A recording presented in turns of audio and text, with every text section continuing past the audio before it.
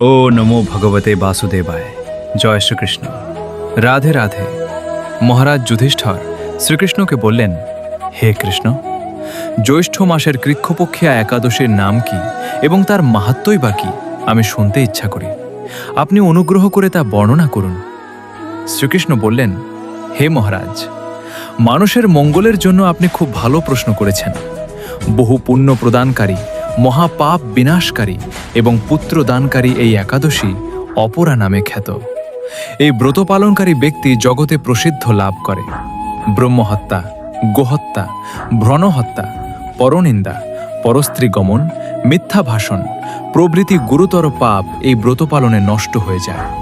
যারা মিথ্যা সাক্ষ্য দান করে, ওজন বিষয়ে ছলনা করে, শাস্ত্রের মিথ্যা ব্যাখ্যা প্রদান করে, জ্যোতিষীদের মিথ্যা গণন ও মিথ্যা চিকিৎসায় রত থাকে, তারা সকলেই নরক যন্ত্রণা ভোগ করে। এই সমস্ত ব্যক্তিরাও যদি এ ব্রত পালন করে তবে তার সমস্ত পাপ থেকে মুক্ত হয়। ক্ষত্রিয় যদি স্বধর্ম ত্যাগ করে যুদ্ধক্ষেত্র থেকে পালিয়ে যায় তবে সে ঘোরতর নরকগামী হয়। কিন্তু সেও যদি এই ব্রত পালনে মুক্ত হয়ে স্বর্গগতি লাভ করে।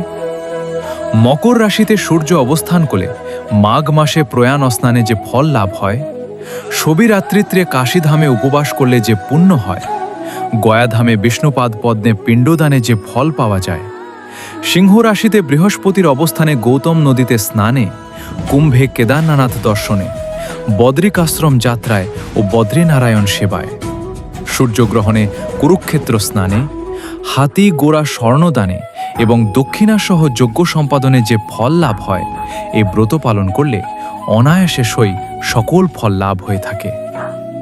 এই অপরা ব্রত পাপরূপ বৃক্ষের কুঠার স্বরূপ, পাপরূপ কাষ্ঠের দাবাগ্নির মতো, পাপরূপ অন্ধকারের সূর্য সদৃশ এবং পাপ হস্তির সিংহস্বরূপ। এই ব্রত পালন না করে যে ব্যক্তি জীবন ধারণ করে, জলে বুদবুদের মতো, তাদের জন্ম মৃত্যু কেবল সার হয়।